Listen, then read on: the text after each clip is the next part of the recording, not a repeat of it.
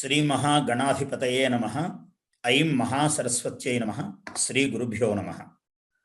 చాలా సంతోషమండి. లయన్ అంటేనే సింహము. సింహాలు దేనికి? మామూలుగా భాషలో ఒక రహస్యం ఉంది. సింహము, రత్నము, వృషభము ఇలాంటి పదాలు ఉత్తర పదం అయినప్పుడు, అంటే ఉత్తర పదం అంటే సేవా సింహము, సేవా అన్నది ముందు పదము, సింహము అని రెండవ పదం.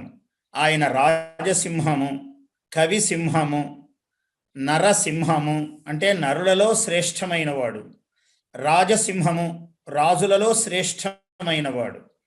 అలా మీరందరూ కూడా సేవా సింహములు. లయన్స్ అంటే సేవ చేత మీరందరూ సింహాలైనటువంటి వారు. అంటే ఉత్తర పదము రెండవ పదం ఎక్కడుంటుందో అది శ్రేష్టవాచకం, అందులో శ్రేష్టమైన వాడు అని. అలా మీరు నరులలో శ్రేష్టము. నేను ఒక పావుగంట నుంచి మీ ప్రసంగాలు కూడా వింటున్నాను, ఒక 15-20 నిమిషాల నుంచి. అందరూ ఇందులో ఉన్న వాళ్ళందరూ కూడా ప్రధానంగా పరోపకారాయ వహంతి నద్యః, పరోపకారం కోసమే నదులు ప్రవహిస్తాయి.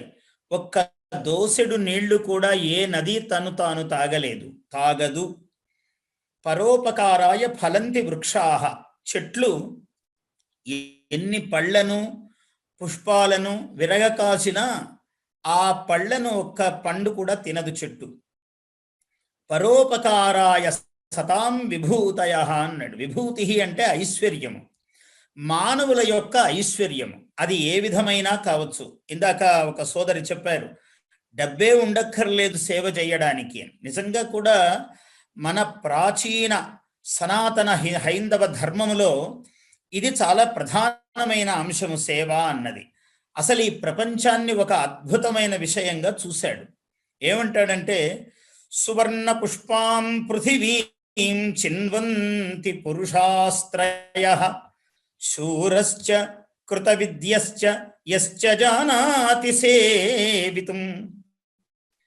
అసలు మనకు చూడగల కన్ను ఉండాలి గాని ప్రపంచము ఎలా ఉందయ్యా ఈ మొత్తం ప్రపంచమంతా, భూమండలం అంతా అంటే బంగారు పువ్వులు పూచే ఒక బంగారు పూలతోటయ్యా ఈ ప్రపంచం అన్నాడు ఒక మహాకవి.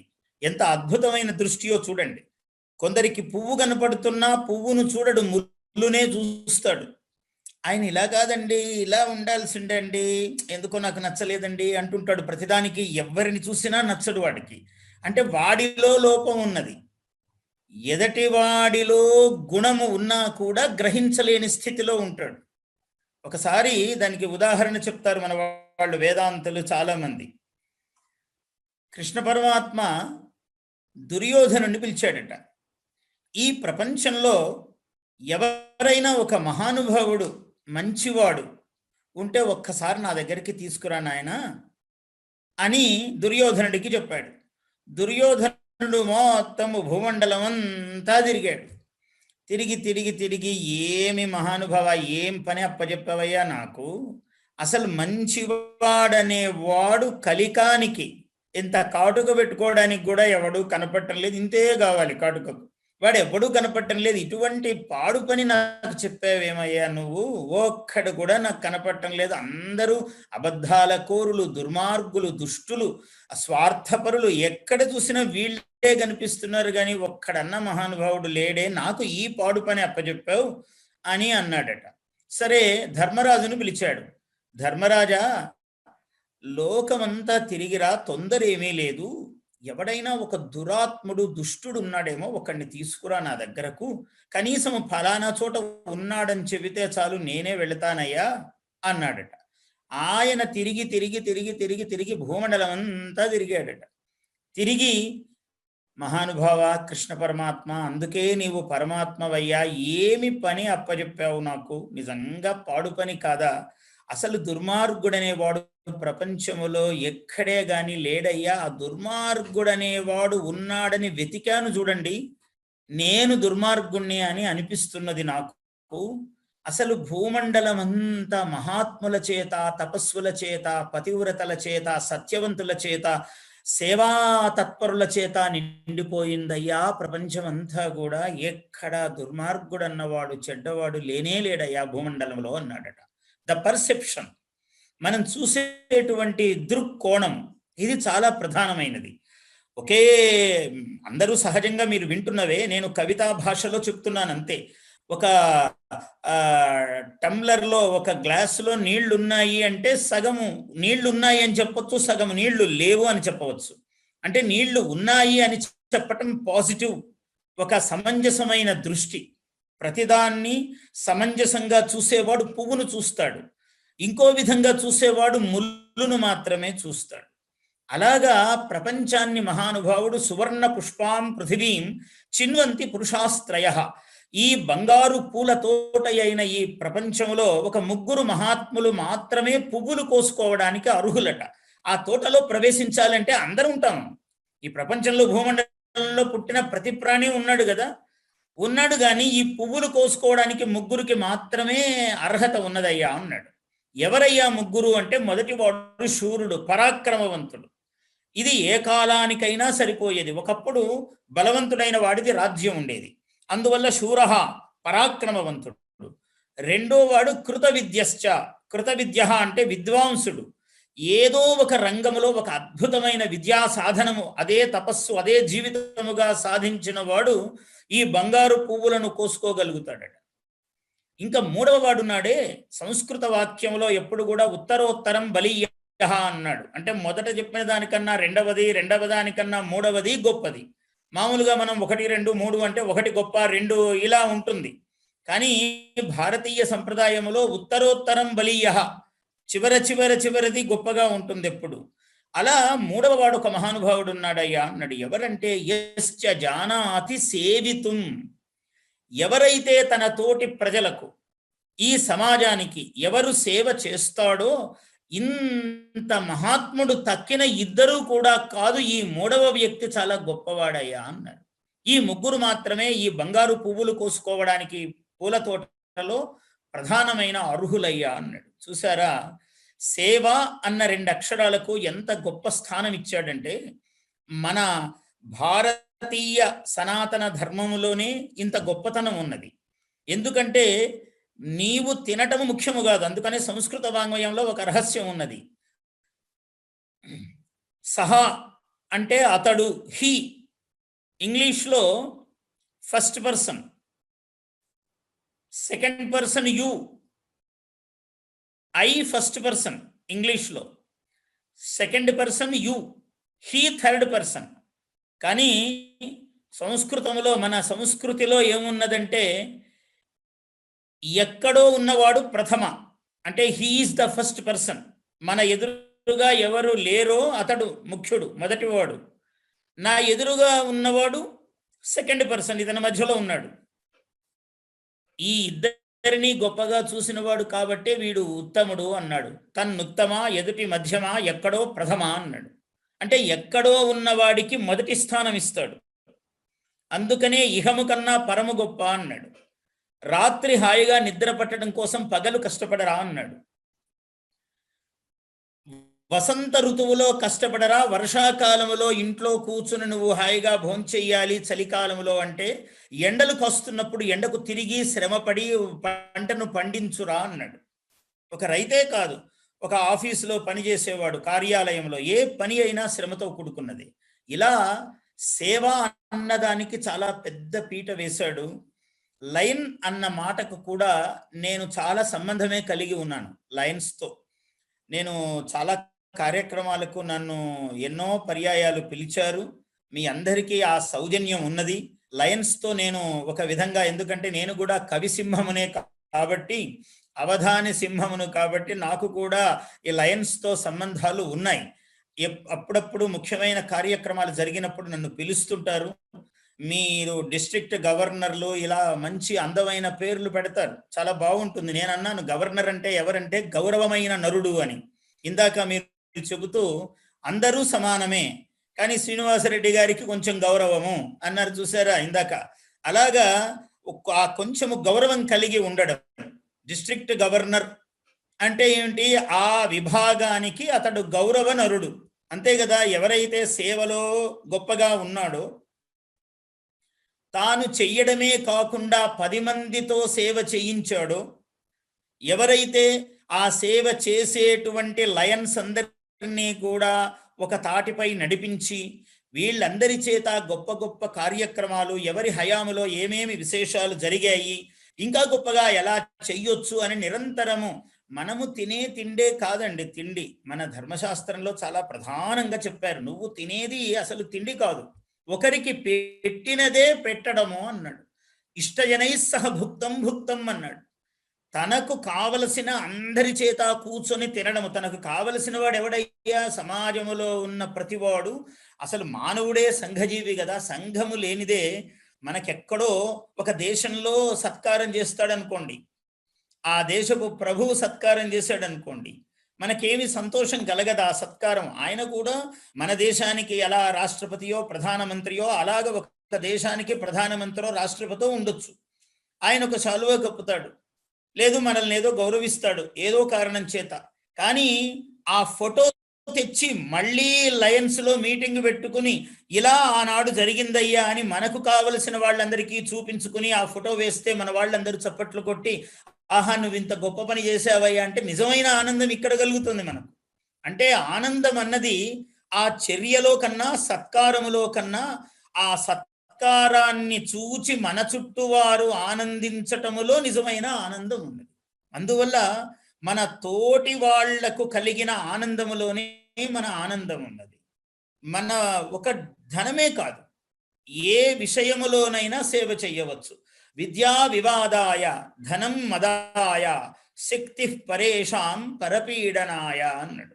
ఒక దుర్మార్గుడికి విద్య ఉందనుకోండి, వాడు ఊరికే వాగ్యుద్ధం పెట్టుకుంటాడు, కలహం వాక్కలహం పెట్టుకుంటాడు. వాడితో ఊరికే వీడిని తిట్టి వాడిని తిట్టి వాడిని తిట్టి వీడు తిట్టించుకొని వీడు మళ్ళీ 20 తిట్టి, మనం చాలా మందిని చూస్తూ ఉంటాం సమాజంలో, వీళ్ళని కూడా గమనిస్తూ ఉంటాం. ఒకవైపు ఊరికూరికే నోరు పారేసుకుంటూ ఉంటారు. కానీ చాలా ఇబ్బందికరమైన విషయం. వాళ్ళు గ్రహించాలి, మనము తెలుసుకోవాలి ఎలా ఉండకూడదో వీళ్ళని చూసి తెలుసుకోవాలి. మనము వాక్కును దుర్వినియోగం చెయ్యటం. సవాగ్ధేను అన్నాడు, ఇది వాక్కును కామధేనువు అన్నాడు. వాక్కు ఎంత ప్రియముగా ఎంత జాగ్రత్తగా, అసలు కలియుగములో వాక్కు అన్నది రసన. హనుమంతుడు సముద్రము దాటుతూ ఉంటే ఆయన ఏమిటి, సురస అనే ఒక రాక్షసి వచ్చింది. సురస అనే రాక్షసి ఛాయాగ్రాహిణి, ఆ ఛాయతో నిలబెట్టేస్తూ ఉన్నది. సురస అనే రాక్షసి నాగమాత అన్నాడు. ఆ పాతాళములో నాగములు చాలా ఉన్నాయి, సర్పాలు, వాటికి తల్లి ఆమె. ఆమె వచ్చి పెద్ద శరీరాన్ని పెంచి నిన్ను మింగేస్తానన్నది.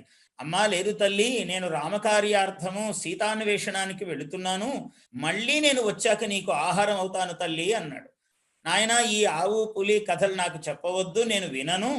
నీవు నా నోటిలో, నాకు బ్రహ్మవరము, నా నోట్లో పడవలసిందే, నేను ఆహారంగా తీసుకోవలసిందే, నిన్ను మింగవలసిందే అన్నది. సరే అలాగా తల్లి అన్నాడు. ఈయన ఒక 10 యోజనాలు పెరిగాడు, ఆమె 20 పెరిగింది. ఆమె 20 పెరిగితే ఈయన 30 పెరిగాడు, ఆమె 40 పెరిగింది. ఇలా నోరు పెంచుతూ వచ్చింది. అలా 100 యోజనాల నోరు పెద్దది చేసింది. ఈయన 90 అయ్యాక ఆమె 100 చేస్తే 110 పెరగల. ఆయన వెంటనే సూక్ష్మమైపోయి ఒక చిన్న ఆకారముగా, ఒక చీమలాగా దోమలాగా అయి అలా గర్భంలోకి వెళ్ళి ఇలా తిరిగి మర్మస్థానాలు ఏ ఉన్నాయో వాటిని ఇలా తగిలి మళ్ళీ బయటకు వచ్చేసాడు. ఆహాహా నువ్వు చాలా మహానుభావుడివయ్యా, దేవతలు నన్ను పంపించారు నిన్ను పరీక్ష చేయమని, రామకార్యార్థం వెళుతున్నావు కదా, నీ శక్తిని పరీక్షించడానికి నేను వచ్చాను అంటే, ఒక కార్యాన్ని చేసేవాడు వీడు సమర్థుడా కాదా అని మానవులు రాక్షసులే కాదు దేవతలు కూడా పరీక్షిస్తారట. మీరు ఇందాక చెప్పుకుంటున్న మాటల్లో నేను విన్నాను, ఎన్నో ఆటంకాలు ఉన్నప్పటికీ మీరు చెయ్యవలసినటువంటి సేవను ఏకాగ్రంగా చేస్తున్నారు. ఈ సురస అనేది ఏం గ్రహించాలి? రస అంటే రసన, నాలుక. ఈ నాలుక ఎవడికి జాగ్రత్తగా ఉంటుందో వాడు లోక విజేత అవుతాడు. అంటే మనం మాట్లాడే మాటలోనే లోకము మనకు వశమవుతుంది, లోకము మనకు శత్రువు కూడా అవుతుంది, నీవు మాట్లాడే మాట జాగ్రత్తగా లేకపోతే. అందువల్ల వచనే కా దరిద్రత అన్నాడు. ప్రియవాక్య ప్రదానేన సర్వే తుష్యంతి జంతవః. నాయనా మంచిది అను, ఏమి నీకొచ్చిన నష్టము? తస్మాత్ తదేవ వక్తవ్యం. ప్రియంగా మాట్లాడటం అన్నది దాతృత్వం, ప్రియవక్తృత్వం, దా కవిత్వం, ఉచితజ్ఞత అన్నాడు. ఈ 4 గుణాలు చత్వార సహజా గుణా అన్నాడు. ప్రయత్నే న ఉపజాయంతే. దాతృత్వం అంటే ఒకరికి ఇవ్వటం అనే గుణం. మనకు వేమన కూడా చాలా అందంగా చెప్పాడు. ఇటు పెట్టిన ఇటు పెట్టక ముక్తి లేదు అన్నాడు. అంటే ఇట్లా పెట్టడం తప్పని కాదు, అట్లా తప్పకుండా పెట్టాలి. ఇవాళ జాతి ఆ సంప్రదాయాలన్నీ మరిచిపోయింది. అదొక లోపమే మనకు. మనం వాటిని పోగొట్టుకుంటున్నాం. మన బొట్టు, మన కట్టు, మన జుట్టు, మన శాస్త్రీయమైనటువంటి మన విధానము. ఇవాళ జాతిలో మళ్ళీ 14 రోజులు క్వారంటైన్ అని చెప్తున్నారు. మనకి చెప్పారు జాతాశౌచం అన్నారు. బిడ్డ పుడితే ఇంట్లో 12 రోజులు 14 రోజులు దూరంగా తాకకుండా ఉన్నాము. ఇది మన సదాచారము. ఆచారము అంటే నచ్చలేదు, సైన్స్ అంటే వింటున్నాము. మంచిదే, ఏ రకంగా విన్నా కూడా మంచిదే. బయట కాళ్ళు కడుక్కుని, బయట చెప్పులు వదిలి కాళ్ళు కడుక్కుని ఇంట్లోకి వెళ్ళే వాళ్ళము. ఆ సంప్రదాయం పోగొట్టుకుని వంటిళ్లలో, భోజనశాలలో మనము డైనింగ్ టేబుల్ అలవాటు ఎప్పుడైతే వచ్చిందో బూట్లతో కూర్చొని తినటం అనే ఒక దుర్లక్షణం మనకు ప్రవేశించింది. మరి బ్యాక్టీరియా ఇవి అని చెప్పితే వింటున్నాము. ప్రతిదానికి సైన్స్ ఎందుకు? సైన్స్ అన్నది ఒక పరిధి దాకానే దాని శక్తి. దానికి అతీతమైన శక్తి ఒకటి ఉంది. అది మన భారతదేశం. కులము లేదు, మతము లేదు, జాతి ఏదీ కాదు, భారత జాతి. ఈ భారత జాతి అంత గొప్పది, సనాతనమైనది. కోటాను కోట్ల సంవత్సరాల క్రితం ఇక్కడ వేరధర్మము పుట్టింది. ఆ వేరధర్మము భూమండలం అంతా ఉన్నది. ఇవాళ అనేక కారణాలతో దానికి మార్పులు. ఎందుకంటే ఏదైనా పని చెయ్యొద్దురా అంటే బొట్టు పెట్టుకోమంటే కష్టం, కానీ ఎవడైనా పెట్టుకోవద్దురా అంటే చారువాక్ అన్నాడు, ప్రియవాక్యం. అది చెయ్యొద్దురా అంటే ఇష్టం ప్రతివాడికి.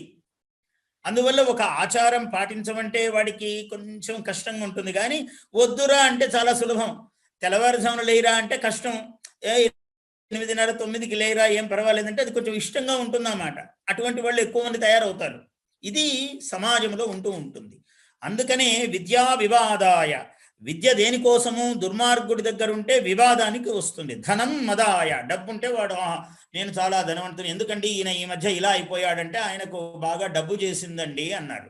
అంటే జబ్బు చేసింది లాగా, డబ్బు చేసింది బాగా వచ్చేటప్పటికి వాడికి చేతులు మెడ పట్టుకుపోయినట్టు. మామూలుగా మనకు అధరము కదిలియు కదలక మధురములవు భాషలుడికి మౌనం వ్రతుడవు అధికార రోగ పూరిత బధిరాంధక అని ఏదో ఇంకో మాట అన్నాడు. నేను అటువంటి పలకను కాబట్టి ఆగుతున్నాను అక్కడ. వాడు ఉలకని వాడు, పలకని వాడు, ప్రాణము లేని శరీరము. అలాగే వాడు ఒక మంచి మాట మాట్లాడట ఎవరితోనూ, డబ్బున్నవాడు. ఏమయ్యా బాగున్నావా అని అడగడు. బాగులేనండి, నాకు ఈ అవసరం ఉందని ఏమన్నా చెప్తాడేమో అని వీడు ఆ మాట అడగడు. అంటుంటాడు.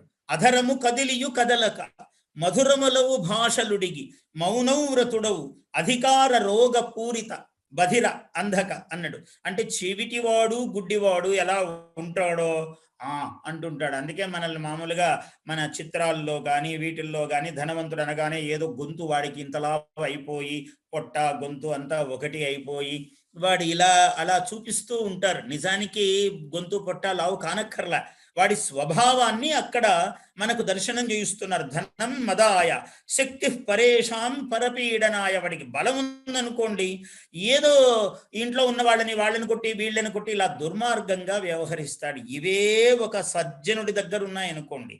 లేదు, దుర్మార్గుడైన వాడు సజ్జనుడయ్యాడు అనుకోండి, ఈ మూడు ఇంకో విధంగా మొదలవుతాయి. త్యాగాయ దానాయ చ రక్షణాయ అన్నాడు. విద్య అనేది ఒకరికి బోధించడానికి, జ్ఞానాయ జ్ఞానము ఒకరికి చెప్పడానికి విద్యను ఉపయోగిస్తాడు. దానాయ డబ్బు ఉంటే కొంత డబ్బు మనం సమాజానికి ఇవ్వాలి. 4 రుణాలు ఉన్నాయి మనకు: మాతృణము, పితృణము, దేవరుణము, సమాజ రుణము కూడా ఉన్నది మనకు.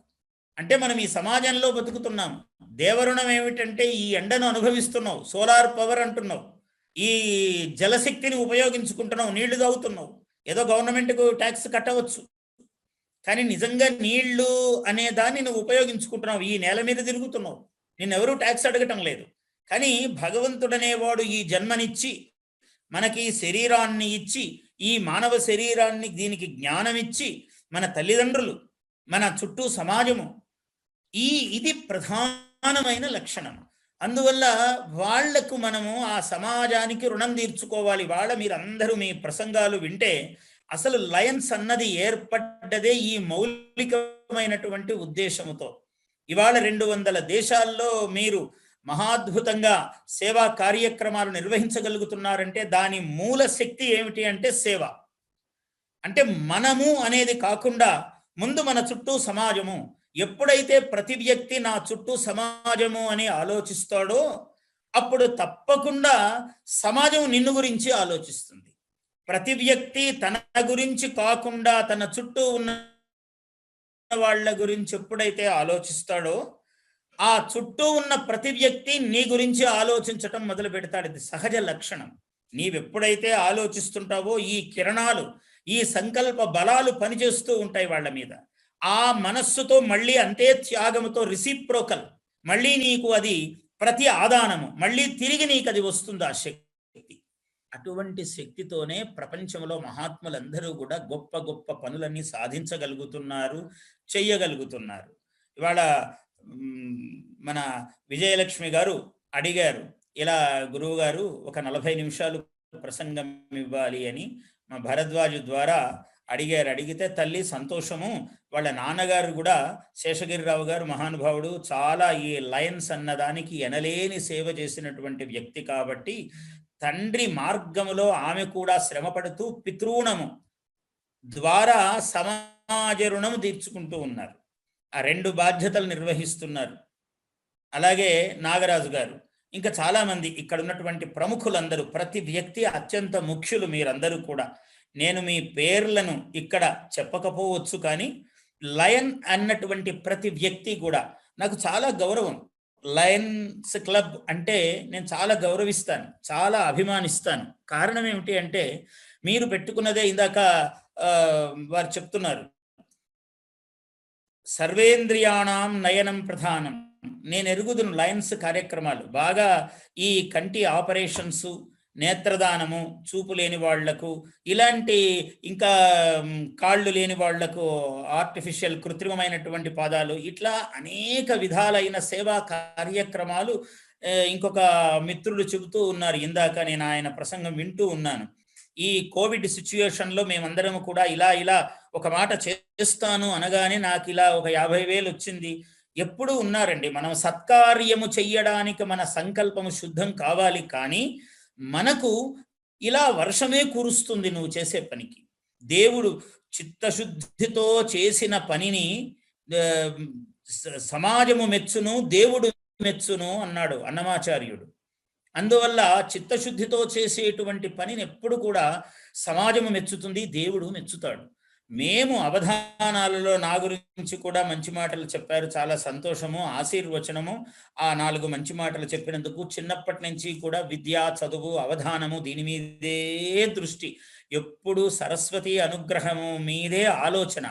ఆమె అనుగ్రహముతోనే ఇవాళ నలుగురు ఎదుట కూర్చుని 4 మాటలు చెప్పగలిగిన అనుగ్రహము ఆ సరస్వతి దయతో ఏర్పడినది అని భావిస్తూ ఉంటాను. ఎవరైనా నన్ను మీ వల్ల అవధానానికి పేరు వచ్చిందండి అంటే నేను ఆ మాటను కూడా వినను. అలా కాదండి, అవధాన సరస్వతి అనుగ్రహముతో నాకు పేరు వచ్చింది. ఈ వ్యక్తి నాగఫణి శర్మ అనే ఒక వ్యక్తికి ఒక కీర్తి కిరీటమును ప్రసాదించింది అమ్మవారు సరస్వతి, ఆమె పాదార విందముల యొక్క అనుగ్రహమే నాకు అని చెప్తూ ఉంటాను. సాహిత్యం అన్నది కూడా ప్రధానంగా ఏం చెప్తుందండి? క్షణశః కణశశ్చైవ విద్యామర్థంచ సాధయేత్ అన్నాడు. క్షణశః, ఈ క్షణం పోతే ప్రాణమే పోతుందయ్యా, ప్రమాదము అని విద్యను సాధించాలి అన్నాడు. క్షణము దాని మీద దృష్టి పెట్టాలన్నాడు. కణశః, ఇప్పుడు లయన్స్ వాళ్ళందరూ ఈ పనులు చేస్తున్నారు. మీరు కణశః అన్నారు, ఒక పైసా పోతే ప్రమాదము, అమ్మో ఈ పైసా నా ప్రాణము, అలా సంపాదించాలన్నాడు. సంపాదించేటప్పుడు నీకు అంత జాగరూకత ఉండాలన్నాడు. క్షణశః కణశశ్చైవ విద్యాం అర్థంచ సాధయేత్, విద్యను సాధించేటప్పుడు అమ్మో ఈ నిమిషం పోతే ఎలాగా అని సాధించరా అన్నాడు. డబ్బును సాధించేటప్పుడు అమ్మో ఈ పైసా పోతే ఎలాగా అని సంపాదించరా అన్నాడు. మరి ఖర్చు పెట్టేటప్పుడు ఎలా ఉండాలయ్యా? గృహీత ఇవ కేశేషు మృత్యునా ధర్మమాచరేత్. ఎవడు శాశ్వతం కాదు ప్రపంచంలో. అరే ఈ క్షణంలోనే ఇంకా నాకు ఏమైనా కావచ్చు, నేనేం శాశ్వతం కాదు, ఈ సత్యం తెలుసుకోవాలి అని వాడేదో వైరాగ్యంలో పోతే, వైరాగ్యం అంటే ఏమిటి? వీటి మీదే దృష్టి పెట్టుకొని బతకొద్దురా. సంపాదించేటప్పుడు బాగా సంపాదించు, ఖర్చు పెట్టేటప్పుడు ఇందాక అనుకుంటున్నారు కుడి చేతికి సంపాదించి ఎడమ చేత్తో ఇమ్మని. నన్ను అడిగితే ఎడమ చేత్తో కూడా ఇవ్వద్దంట, నాకు కుడి చేత్తోనే ఇవ్వు సగౌరవంగా. హ్రియాదేయం భియాదేయం సంవిదాదేయం అన్నాడు. సిగ్గుతో ఇవ్వాలిట ఇచ్చేటప్పుడు, భయముతో ఇవ్వాలట. నేనెంతటి వాడిని, అవతల ఇంత గొప్పవాడు, నేనేమిస్తాను అని ఇవ్వాలిట. సంవిదా విజ్ఞానముతో ఇవ్వాలన్నాడు. ఎవరికి ఇస్తున్నాను, ఎప్పుడు ఇస్తున్నాను, ఎందుకు ఇస్తున్నాను తెలుసుకుని ఇమ్మన్నాడు. అలా మనము ఇచ్చేటప్పుడు వేగంగా చెయ్యమన్నాడు. అంటే 10 మందికి చెప్పి ప్రచారము చూసుకుని ఇవ్వటం ప్రధానం కాదు. కానీ ఇవాళ ప్రచారము కూడా కలియుగము కదా ఒక ప్రధానమైన భూమికను వహిస్తూ ఉన్నది. కారణం ఏమిటంటే, ఓ నాగరాజు గారు చేశారు, ఒక విజయలక్ష్మి గారు చేశారు, ఇంకో బాబురావు గారు చేశారు, సూర్యరాజు గారు చేశారు. ఎవరు చేసినా ఒక పని చేస్తున్నాము అనగానే ఇలా చేశారు అని తెలిస్తే ప్రేరణ కలిగి ఇంకో 100 మంది చేస్తారు. దీనికోసం కలియుగంలో కొంత ప్రచారం అవసరం. మీరు ఒక లయన్స్ క్లబ్ ఈ గొప్ప పనులు చేస్తూ ఉన్నది అంటే, లయన్స్ క్లబ్ చేయటం వల్ల ఇంకో క్లబ్ కూడా మనం ఇలా చేద్దాము అని మొదలవుతారు. ఒక క్లబ్బు, ఒక సమూహము, ఒక సంఘము, లేదు ఒక వ్యక్తి ఇలా ఏర్పడి వాళ్ళలాగా మనం కూడా చేద్దాము అనే ఒక ప్రేరణ కలుగుతుంది. ఈ యుగంలో ప్రచారము కూడా ఒక ప్రధాన భాగం అన్నాడు కలియుగంలో. అందువల్ల మనకు చెప్పుకోవడం ఇష్టం ఉండకపోవచ్చు కొందరికి, కానీ చెప్పాలి. ఎందుకు చెప్పాలి అంటే, నీవు 10 మందికి ప్రేరణ అవుతున్నావు. నీవివ్వడమే గాక 10 మంది చేత ఇప్పించగలిగిన వాడివి కూడా అవుతున్నావు. 10 మందిని సేవారంగములో తీసుకోగలిగిన ఒక అవకాశం ఏర్పడిన దానికే కదా మీరు అందరము సమానమే అయినా కొంచెం గౌరవము, గవర్నర్ అని ఎందుకు నియమించుకుంటున్నారు మీరే? ఓ డిస్ట్రిక్ట్ గవర్నరు లేదా ఇంకొక పేరు ఏదో ఇవన్నీ పెట్టుకుని ఎందుకు అంటే, ఆ గౌరవము దక్కటము వలన ఎంతమందిని ఈ సేవలో ఈ వ్యక్తి తీసుకువెళ్ళగలుగుతాడు అన్న ఒక ప్రధానం. అలా సారస్వతము ద్వారా మేము కూడా ఆ పని చూస్తూ ఉన్నాం. మా పని అదే, అసలు పుట్టినప్పటి నుంచి మా పని అదే. మా విధానాలలో ఎందులో ఉన్నా మనం చెయ్యగలిగింది చెయ్యవచ్చు. అలా సారస్వతంతో మేము ఒక పద్యం చెబుతాం, అది సమాజానికి హితమైన పద్యం. ఏమిటయ్యా సమాజానికి? మాకు అవధానంలో దత్తపది అని ఇస్తారు. దత్తపది అంటే దోశ, పూరి, వడ, సాంబారు అని ఇచ్చారు ఒకసారి. ఈ 4 పదాలతో ఏం వర్ణించమన్నారు? ఒక ఉడిపి హోటల్ వర్ణించండి అని అంటే బాగానే చెప్పొచ్చు. కానీ అలా కాదు. పార్వతీ పరమేశ్వరుల కళ్యాణము వర్ణించండి, దోశ, పూరి, వడ, సాంబారు అన్నారు. ఎలా చెప్పటం? భాష, ప్రజ్ఞ, ఛందస్సు ఇవన్నీ కావాలి. ఇది ఇంట్లో కూర్చొని రాసేది కాదు. కవి అయిన వాడు రాస్తాడు, కవి అవధాని అయిన వాడు చెబుతాడు ఆశువుగా. కవి అవధాని అయినవాడు కవి రసవద్వాక్యం పలుకుతాడు, చాలా ఆకర్షణగా చెప్తాడు. కవి అవధాని ఏదో ఒకటి పూరిస్తాడు. కానీ ఏకకాలములో అవధాని కవి రెండూ కావాలి. వీడు రసపరవశుడు కావాలి అద్భుతమైన కవిత్వం చెప్పడానికి, ఆకర్షణగా. అలాగే అవధాని మళ్ళీ చెప్పింది గుర్తుపెట్టుకోవాలి. అందువల్ల ఈ 2 లక్షణాలు ఏకకాలములో ఉండాలి అవధానికి. కవి కావాలి, అవధాని కావాలి. వీడు పరవశుడు కావాలి, స్వవశుడుగాను ఉండాలి. పార్వతీ పరమేశ్వరుల కళ్యాణము వర్ణించాలి. జడలో దోసెడు మల్లెపూలు తురిమెన్ సౌందర్యముప్పారగా. దోసెడు మల్లెపూలతో ఆమె సిగ అలంకరించారు ముత్తైదు వాళ్ళందరూ కూడా. ఇందులో దోశ ఉంది. దోశను దోశ వేసి అందరు తిన్నారు అంటే పెద్ద కవిత్వమేం లేదు అందులో. కానీ కవిత్వము వేరుగా ఉండాలి. జడలో దోసెడు మల్లెపూలు తురిమెన్ సౌందర్యముప్పారగా. నడయాడిన్ ఘలు ఘల్లనన్ హొయలు చిందన్. దోశ అయిపోయింది, పూరి కావాలి. నడయాడిన్ ఘలు ఘల్లనన్ హొయలు చిందన్ జాజి పూరీతి. జాజి పువ్వు వలె ఆమె నడయాడినది సోయగముగా. వడ రావాలి. పావడ, అమ్మాయి ఓ 12 ఏళ్ల బాలిక, పావడా వేసుకుంది. మన తెలుగు సంప్రదాయం అంటే దీంట్లో సంప్రదాయం ఉన్నది. అందరూ పంజాబీ డ్రెస్సుల్లో దూరిపోతే సౌందర్యం ఏం లేదు అందులో. మన పావడా పైటలో ఉంది సౌందర్యం అంతా. పావడ అట్టిట్టులు చిందులాడి పడగా నడుస్తుంటే కుచ్చుళ్ళు ఎగిరి పడుతూ ఉన్నాయి. ఇలాగా ఎంత అందంగా ఉంటుంది చూడ్డానికి. ఒక 10 ఏళ్ల అమ్మాయి నడుస్తూ పైట పావడ కట్టుకుని వస్తూ ఉంటే ఎంత సుందరంగా ఉంటుందో చెప్పలేము. సాక్షాత్తు అమ్మవారు వచ్చినట్లు ఉంటుంది.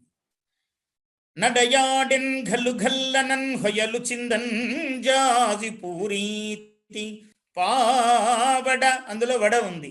అట్టిట్టులు చిందులాడి పడగాన్ భవ్యాత్మయైనట్టి, ఇంకా అన్ని వచ్చాయి, సాంబారు రావాలి. భవ్యాత్మయైనట్టి ఆ పడతిన్ పార్వతిన్ పిండ్లియాడితివి, ఆ పడతిన్ పార్వతి పిండ్లియాడితివి, సాంబా రుద్ర నీసాటియే. ఓ సాంబా రుద్ర అన్నాం, అందులో సాంబారు ఉంది. ఇలా ఒక పద్యము ఆశువుగా మేము చెప్పాము అంటే లోకహితము, అందులో ఒక విశేషము, ఒక చమత్కారము, ఒక రసనైర్భర్యము, ఒక సంప్రదాయము, ఒక సమాజానికి ఒక మంచి సందేశం, ఇవన్నీ సాహిత్యములో నిబిడీకృతమై ఉండటము లక్షణం.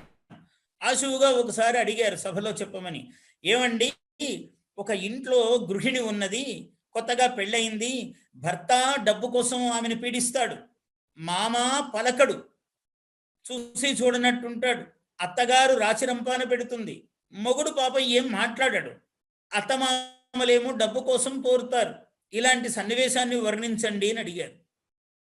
ఆశువుగా నేను చెప్పాను, మాటల్ జారని మౌని యొక్కడు మహామాయావి ఇంకొక్కడు, మాటల్ జారని మౌని యొక్కడు మహామాయావి ఇంకొక్కడు, మూటల్ చూచిన గాని మూల్గని ధనామోహండు ఇంకొక్కడు. వాడికి మూట, డబ్బు మూట కనపడితే గాని వాడు మాట్లాడు. మూటల్ చూచిన గాని మ్రోగని ధనామోహుండు ఇంకొక్కడు, బోటీ నిన్నిటు చుట్టు ముట్టుకొనగా భూర్యుగ్రనాగావళి వాటీ చందనమైతివీవు, మహాక్రూర సర్పముల చేత చుట్టబడిన చందన వృక్షానివి నీవు తల్లి, నువ్వెంత గొప్పదానివి. అయినన్ వాసించు సౌరభ్యముల్, ఎన్ని విషసర్పాలు చుట్టుకొని ఉన్నా చందనము చుట్టు దగ్గర విషసర్పాలు ఉంటాయి, కానీ నీ సద్గుణాలు అనే ఈ పరిమళము, నువ్వు చందన వృక్షానివి తల్లి, నీవు గృహిణివి, నీవు ఒక ఇంటికి కోడలిగా వెళ్ళావు అంటే నీవు చందన తరువు. నీ గుణాలు ఎన్ని విషసర్పాలు చుట్టుకున్నా, ఆ విషసర్పాలు కాటు వేసినా నీ సుగంధ పరిమళాన్ని నీవు కోల్పోలేదు, అది నీవు. ఓ అన్నారు సభంతా కూడా, పరమానంద భరితులైపోయారు. అలా భూర్యుగ్ర నాగావళి వాటీ చందనము అయితివీవు, అయినన్ వాసించు సౌరభ్యములు, అయినప్పటికీ కూడా నీ సౌరభ్యము సువాసన అన్నది చెడదు సుమా నీ దగ్గర, అది నీ శీలము, నీ గొప్పతనము తల్లి అన్న. ఇలా సాహిత్యం అన్నది ఎప్పుడూ కూడా సమాజానికి సేవ చెయ్యటములో ఒక భాగమే. నాకు కూడా ఏమనిపిస్తుందంటే, సింహానికి పంచాస్యము అని పేరు, అంటే పచి విస్తారే. పంచాస్యం అంటే 5 ముఖాలని కాదు, విస్తరించిన ముఖము కలది అని, పెద్ద ముఖం ఉంటుంది. దాని శరీరము కన్నా ముఖము చాలా పెద్దగా ఉంటుంది, దాని మీద ఇంత జూలు. ఆ జూలు ఏమిటయ్యా అసలు? మీకు ఎవరో మహానుభావులు పెట్టిన వాళ్ళు లయన్స్ అని పెట్టారు, ఈ సేవా సింహములు అని చాలా చక్కగా పెట్టారు, చాలా మంచి పేరు అది. ఎందుకు, ఎట్లా మంచి పేరు అవుతుంది?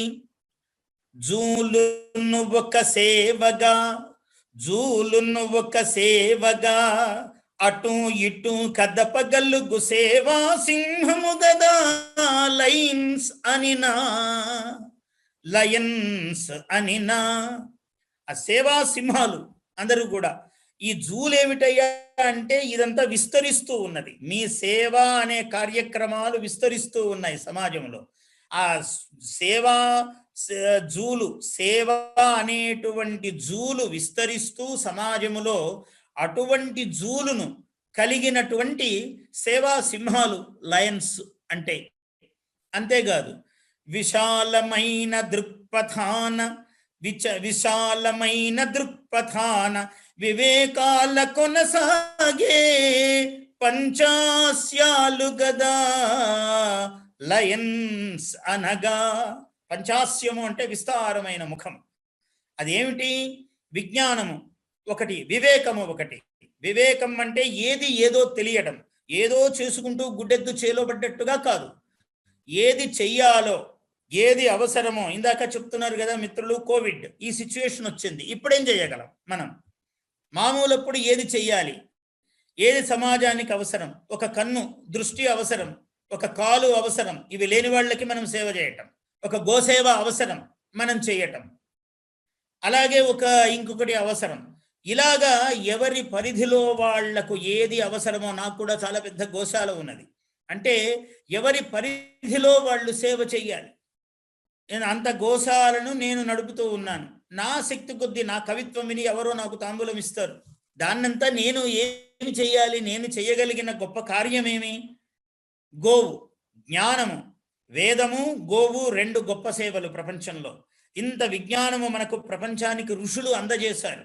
గణిత శాస్త్రము ప్రపంచానికి ఏమీ తెలియని నాడు గణిత శాస్త్రాన్ని ప్రపంచానికి అందించింది మన భారతదేశం. ఐన్స్టీన్ అన్నాడు, మీలో ఆర్యభట్ అనే మహానుభావుడు పుట్టకపోయి ఉండుంటే మా సైన్స్, మా గణితం అంతా వ్యర్థమయ్యేదన్నాడు ఐన్స్టీన్. మనకు ఐన్స్టీన్ తెలుసు కానీ ఆర్యభట్టు తెలియదు. ఆర్యభట్టులు వీధికి 1,000,000 మంది పుట్టారు మన దేశంలో. ఎందుకంటే ఆర్యభట్టే సున్నను ప్రచారం చేశాడు తప్ప కనుక్కున్నవాడు ఆయన కాదు. ఓం పూర్ణమదః పూర్ణమిదం పూర్ణాత్ పూర్ణముదచ్యతే వేదంలోనే చెప్పాడు. ఎప్పుడో ఉంది సున్న మనకు. కానీ ఆర్యభట్టు దానికి ప్రాచుర్యం తెచ్చాడు. ఐన్స్టీన్ దాన్ని గుర్తించాడు. అయితే పాశ్చాత్య మేధావులందరూ కూడా భారతదేశాన్ని ప్రశంసించారు. ఇది ఏదో తెలియని నాడు దీన్ని హిరణ్యక ఖండ అన్నాడు. ఆఫ్రికా భూభాగాన్ని. హిరణ్యం అంటే బంగారం. సూర్యరశ్మికి బాగా దగ్గరగా సూర్యుడికి ఉండటం వల్ల అక్కడ భూగర్భములో రసాయన చర్య వల్ల బంగారం ఏర్పడుతుంది, వజ్రాలు, బంగారం. అందువల్ల దాన్ని హిరణ్యక ఖండ అని పేరు పెట్టారు మన వాళ్ళు ఏమి విమానాలు వేసుకుని పోయి భూ పరీక్ష చేసి చెప్పలేదు. ఇక్కడ కళ్ళు మూసుకుని చెట్టు కింద కూర్చొని ఒక పూరి పాకలో కూర్చొని తపస్సు చేసుకుంటూ దర్శనం చేశారు జ్ఞానము. చంద్రమా మనసో జాత అపాం పుష్పం అన్నారు చంద్రుణ్ణి జలపుష్పము అన్నారు. ఇప్పుడు చంద్రుల్లో నీళ్లున్నాయా అని పరిశోధన చేసి నీళ్లున్నాయి అన్నారు. నీళ్లే ఉన్నాయని చెప్తారు ఇంకో 100 సంవత్సరాలు పోయాక. ఆ మాట అన్నాడు మనవాడు ముందే. జ్ఞానముతో దర్శనం చేసి చంద్రుడు అంటే జలగ్రహము అన్నాడు. భూరి జలము కలదే చంద్రగ్రహం అన్నాడు. ఇలా జ్ఞానవంతులైనటువంటి వాళ్ళు మన ఋషులు. ఆ ఋషులు అందించిన జ్ఞానాన్ని ఇవాళ సమాజంలో మనం అందరం కూడా పంచుకోవలసి ఉన్నది. ఈ సేవాభావాల ద్వారా మనము చాలా ముందుకు వెళ్ళాలి. నేను మీ లయన్స్ ఈ డిస్ట్రిక్ట్ మీ విభాగాన్ని ప్రత్యేకముగా అభినందిస్తున్నాను, ఆశీర్వదిస్తున్నాను. వర్ధతాం అభివర్ధతాం. ఇంకా ఇంకా అనేక విధాల సేవలతో మీ లయన్స్ ఒక విరాట్ రూపము దాల్చుగాక. ఒక విశ్వక్సేనుడు వలె, విరాట్ వలె ఒక త్రివిక్రమ అవతారమును దాల్చుగాక అని నేను ఆశీర్వచనాన్ని తెలియజేస్తూ ఉన్నాను మీ అందరికీ. థ్యాంక్ యూ గురువు గారు. థ్యాంక్ యూ అవధాని గారు. మీకు సరస్వతి కటాక్షం, అనుగ్రహం అంతగా విరివిగా లభించటం మా అదృష్టం అనుకుంటున్నారు. ఇంత చక్కగా ఈరోజు మాకు సాహిత్యం సమాజానికి ఎలా ఉపయోగపడుతుంది, సమాజం యొక్క నిర్మాణంలో సాహిత్యం ఎటువంటి పాత్ర పోషిస్తుంది అనే విషయం గురించి చాలా చక్కగా మాకు హత్తుకునేలా చెప్పారు. మీరు మాతో పాటు ఈ సమయాన్ని గడిపినందుకు చాలా సంతోషం. ఒక చిన్న రిక్వెస్ట్ చేయొచ్చు అనుకుంటాను. మా జిల్లాలో చాలా విరివిగా విరాళాలు ఇచ్చేవాళ్ళు 2 నాయకులు ఉన్నారు. ఒకరు బాబురావు గారు, ఒకరు మా గవర్నర్ సూర్యరాజు గారు. వారిద్దరి పేర్లతో ఒక పద్యం ఏమైనా చెప్తే మేము ఎప్పుడు గుర్తుంచుకుంటాం.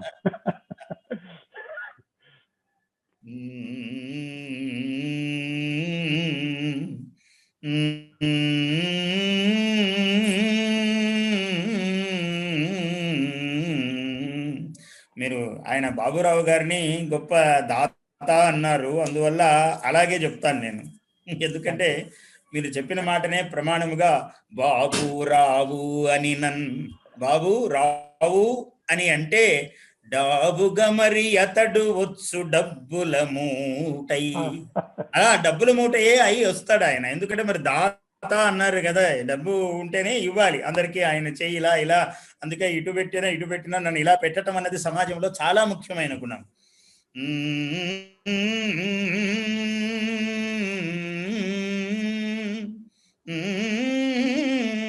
శోభగ సూర్యారావును,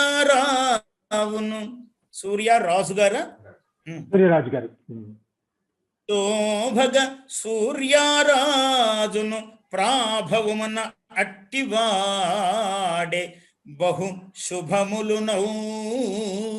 వారిద్దరికీ కూడా, అడిగిన మీకు కూడా, నాగరాజు గారికి కూడా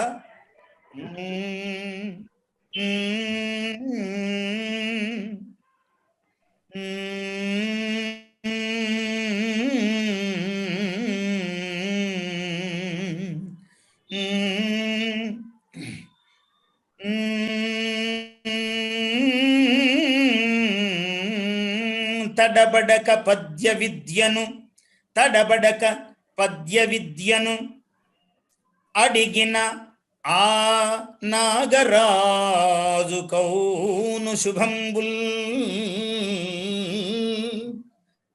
వెడవెడ శుభములు కలుగును అడుగడుగున విజయలక్ష్మి కౌను శుభంబుల్. కాబట్టి నాగరాజు గారికి, విజయలక్ష్మి గారికి, అందరికీ కూడా పద్యాత్మకమైనటువంటి ఆశీర్వచనాలు. ఎందుకంటే అమ్మవారికి నేను చెప్పుకున్నాను, నీవు నాతో పలికిస్తేనే నేను తేనెలు చిలికిస్తాను, నీవు నాకై పలుకిస్తేనే నేను పాటగా ప్రవహిస్తాను.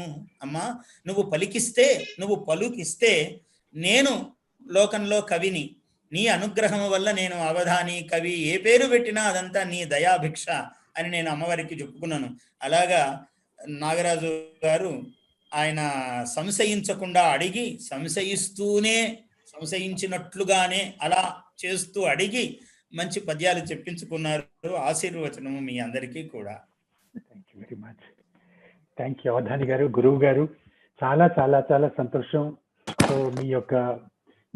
మీ యొక్క సాహిత్యం, మీ యొక్క గానం, మీ యొక్క పాండిత్యం, ఇవన్నీ చాలా మాలాంటి వాళ్ళకు వాటి గురించి మాట్లాడటానికి కూడా మేము, I think we cannot dare do that. In fact, thank you very much. We've been greatly touched by what you said, and also all the good wishes that you have given us, the in-depth information that you have given us, the profundity that you have into Lionism is really miraculous, because we thought that, I mean, Lionism was not very well known to you, but perhaps there is no subject that you do not know. It is well known. ఎందుకంటే ఇంత గొప్ప సేవా సంస్థ ఇంత గొప్పగా చేస్తుంటే తెలుసుకోకపోతే కూడా జ్ఞానానికి ఒక మచ్చ అవుతుంది. అందువల్ల తెలుసుకోవాలి. ఒక గొప్పతనము ఉన్నది అంటే, నా రత్నం అన్విష్యతే ముద్యతే